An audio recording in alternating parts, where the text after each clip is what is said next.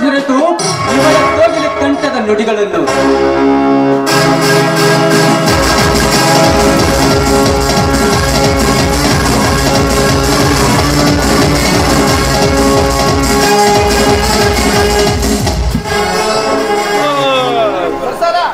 ಹೇಗೆ ಯಾಕಮ್ಮ ತಾಯಿ ನಮ್ಮೇಲೆ ನಿನಗೆ ಕರುಣೆ ಬಾರದೆ ಯಾಕಮ್ಮ ಈ ರೀತಿ ಬಡವರಿಗೆ ಕಷ್ಟಪಡ್ತೀವಿ ನಿನ್ನೆ ದಿವಸ ನಾವು ಯಾವ ತಪ್ಪು ಮಾಡಿದಂತಹ ಶ್ರೀಮಂತರ ಮನೆಗೆ ಅಷ್ಟೊಂದು ಅವಮಾನ ನಮಗೆ ದಿನಾಲು ಪೂಜೆ ಮಾಡಿದ್ದೀವಿ ಪತ್ರಿ ಪುಷ್ಪವನ್ನು ಅರ್ಪಿಸಿದ್ವಿ ಆದರೂ ನನಗೆ ಕರುಣೆ ಬಾರದಿಲ್ಲಮ್ಮ ನಿನ್ನೆ ಆ ಗೌಡ ಮನೆಯಲ್ಲಿ ತುಂಬ ಅವಮಾನವಾಯಿತು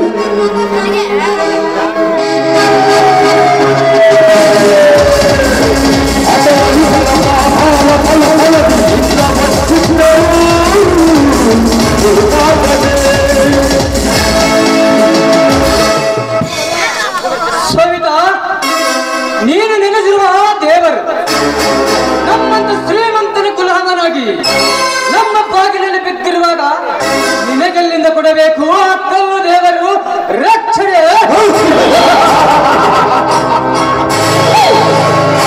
ಸವಿತಾ, ಹಣದ ರಾಶಿಯಲ್ಲಿ ಹಾಗೆ ಕುಳಿತಿರುವ ದೇವರಿಗೆ ಬೇಡಿದ ವರವನ್ನ ಬೇಡಿದರೆ ರಕ್ಷಣೆ ಕೊಟ್ಟು ಕಳಿಸುತ್ತಿದ್ದ ಏನಂತೀಯ? ಕತ್ತಿಗೇನು ಗೊತ್ತು ಕಸ್ತೂರಿ ವಾಸನೆ ಎಂಬಂತೆ ಕಂಡ ಶ್ರೀಮಂತರ ಗುಲಾಮನಾಯಿಯಾಗಿ ಬಿದ್ದಿದೆಯಾ ನೀನು ನಿನ್ನೆಂತ ಗುಲಾಮನಾಯಿಗೆ ಎಂದು ತಲೆಬಾಗುವುದಿಲ್ಲ ಈ ಸವಿತಾ.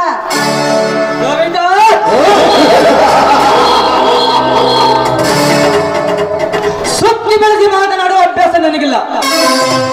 ಹಣ್ಣದ ಹೆಣ್ಣಿಗೆ ಕೈ ಹಾಕುವುದೇ ಈ ಚಂದ್ರಾಜಿನ ಹೊಟ್ಟುಗೂಡ. ಸವಿತಾ, ನಾನು ಹಸಿರು ಬಂದ ತುಂಬಿ ಈ ತುಂಬಿಗೆ ನಿನ್ನ ಪ್ರೇಮದ ರಸವನ್ನು ನೀಡಿ ನನ್ನ ಮನಸ್ಸಿಗೆ ಸಿರಿತನ ರಾಣಿಯಾಗಿ ನಾಯಿ ಉಣ್ಣಲು ಗಂಜಿ ಇಲ್ಲದಿರು ಪರವಾಗಿಲ್ಲ, ನೆಮ್ಮದಿಯಿಂದ ಬದುಕೋರು ನಾವು. ಹಣಕ್ಕಾಗಿ ಕಂಡ ಶ್ರೀಮಂತರಿಗೆ ಸೆರಗೊಪ್ಪಿಸಿ ರಾಣಿಯಾಗಿ ಮೆರೆಯುವಂತ ನೀಚ ಕುಲದ ಹೆಣ್ಣಲ್ಲ ಈ ಬಡ ಶಿವಪ್ಪನ ಮಗಳು. ನೀನೇನಾದ್ರೂ ತಿಳಿದುಕೊಳ್ಳದೆ ಮುಂದಡಿಟ್ಟು ಮುಂದೆ ಬಂದಾದ್ರೆ ನಾನಿನ ಪಾಲಿಗೆ ಮಾರಿ ಆಗ್ಬೇಕಾದಿತ್ತು. ಎಚ್ಚರ ಎಚ್ಚರ.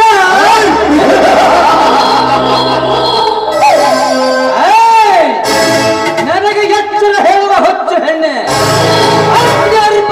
ನನಗೆ ನೀನು ಒಲಿದು ಬಂದರೆ ಸರಿ,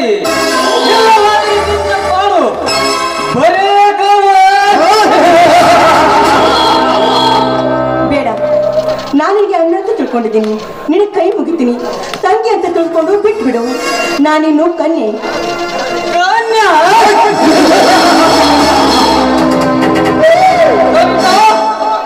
ಈ ಪ್ರಪಂಚವನ್ನು ನಿಂತಿರುವುದು ಕನ್ಯಾ ಎಂಬ ಭೂಮಿಯ ಮೇಲೆ.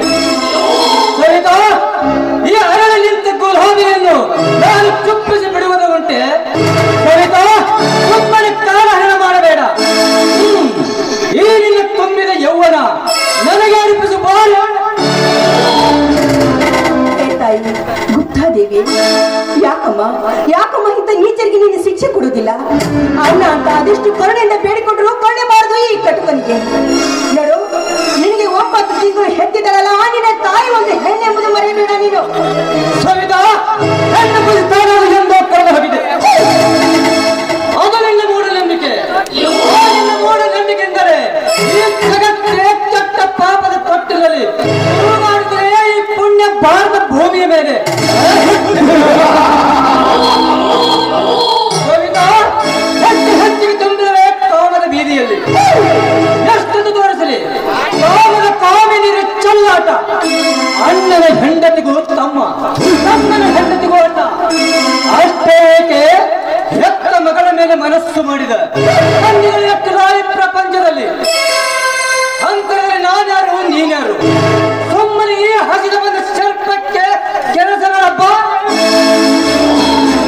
ನಾಯಿ ದೂರ ನಿಂತು ಮಾತಾಡು.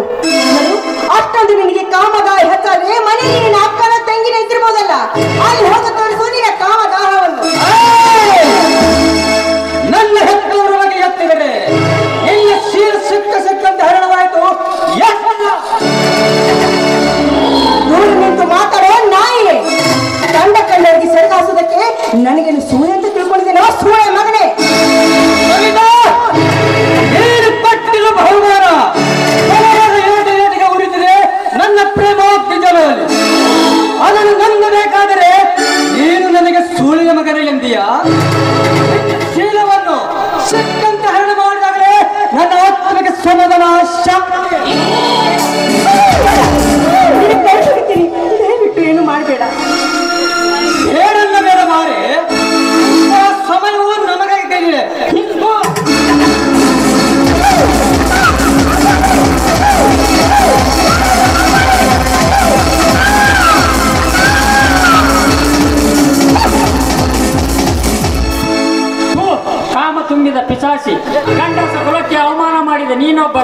ಗಂಡಸನೇ. ಧನರಾಜ್, ಹೊಟ್ಟೆಯನ್ನು ಸಿಕ್ಕಿ ತಂದು ಬಲಾತ್ಕಾರ ಮಾಡಲು ಬಂದಿರುವೆ. ನಾಚಿಕೆ ಆಗಬೇಕು ನಿನ್ನ ಜನ್ಮಕ್ಕೆ. ನೀನು ನನ್ನ ಫ್ಯಾಕ್ಟರಿ ಮ್ಯಾನೇಜರ್ ಎಂದು ಸೋಮನಿದ್ದೇನೆ. ನಿನ್ನಂತವನೇ ನನ್ನ ಫ್ಯಾಕ್ಟರಿ ಮ್ಯಾನೇಜರ್ ಎಂದು ಹೇಳಕ್ಕೆ ನಾಚಿಕೆ ಆಗುತ್ತದೆ. ನಿನಗೆ ಕೆಲಸದಿಂದ ತೆಗೆದುಹಾಕಿದ್ದೇನೆ. Get out. ಜಗದೀಶ್, ಇದು ನನ್ನ ಸ್ವಂತ ವಿಷಯ. ಸುಮ್ಮನೆ ನೀನು ಇದರ ರೀತಿಯಲ್ಲಿ ಹಾಕಬೇಡ. ನೋಡು ಜಗದೀಶ್, ನೀನು ನಮ್ಮ ಫ್ಯಾಕ್ಟರಿ ಮಾಲಕನಂತ ನಿನಗೆ ಜೀವದಾನ ಮಾಡುತ್ತೇನೆ. ಹೊರಟು ಹೋಗು ಇಲ್ಲಿಂದ. ನೀನು ಮಳೆ ನನಗೆ ಜೀವದಾನ ಮಾಡೋದಕ್ಕೆ? ನಿನ್ನ ಜೀವದ ಮೇಲೆ ಆಸೆ ಇದ್ದರೆ ಮೊದಲ ಇಲ್ಲಿಂದ ಕಾಲ ಕೀಳು. ಜಗದೀಶ್, ಇದೀಗ ಊರಿಂದ ಬಂದ ತಾನೆ ಕುರಿ. ಸುಮ್ಮನೆ ನನ್ನ ಎದುರು ಹಾಕಿಕೊಂಡು ಸಾಯಬೇಡ. ಜಗದೀಶ್, ಒಂದಿಲ್ಲ ಒಂದು ದಿನ ನಿನ್ನ ಪ್ರಾಣ ನನ್ನ ಕೈಯಲ್ಲಿದೆ. ಸವಿತಾ, ನೀನು ಬಚ್ಚಿಟ್ಟುಕೊಂಡಿರುವ ನಿನ್ನ ಶೀಲದ ಮಡಿಕೆಗೆ ಕಳಂಕ ತಂದು ನಿನ್ನ ಗರ್ಭದ ಗುಡಿಗೆ ನಾನೇ ಪೂಜಾರಿ ಅನಿಸಿದ್ದಾಗಲೇ ಆತ್ಮಕ್ಕೆ ಸಮಾಧಾನ, ಶಾಂತಿ. ಬರ್ತೀನಿ, ಬರ್.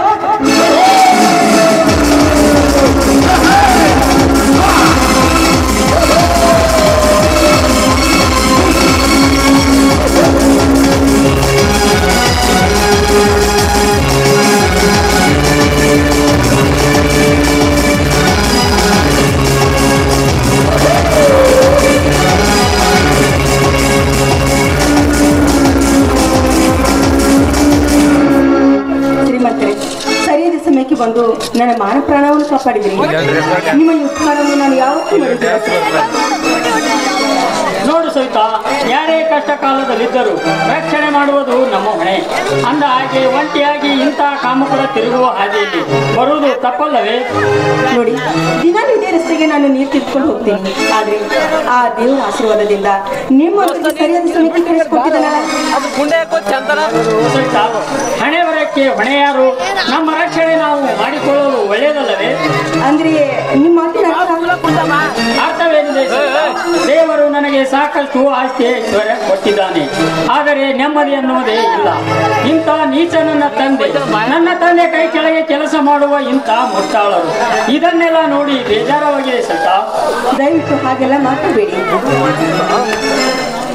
ನೋಡು ಸವಿತಾ, ನಾನು ನಿಮ್ಮೊಂದು ಮಾತು ಕೇಳಬೇಕೆಂದಿರುವೆ. ಆದರೆ ಧೈರ್ಯನೇ ಬರ್ತಾ ಇಲ್ಲ. ನಾನೇ ನೇರವಾಗಿ ನಿಮ್ಮ ತಂದೆ ಅಣ್ಣನ ಹತ್ತಿರ ಬಂದು ಕೇಳುತ್ತೇನೆ.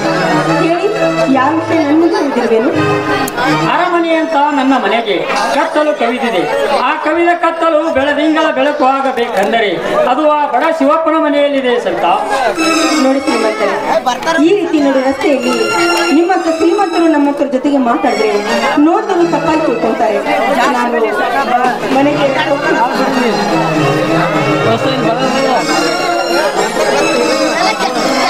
ದೇವ, ಮೋಡ ಕವಿದ ನನ್ನ ಬಾಳಿಗೆ ಬೆಳಕಾಗಿ ಬಂದರೆ ಅಷ್ಟೇ ಸಾಕು ದೇವ.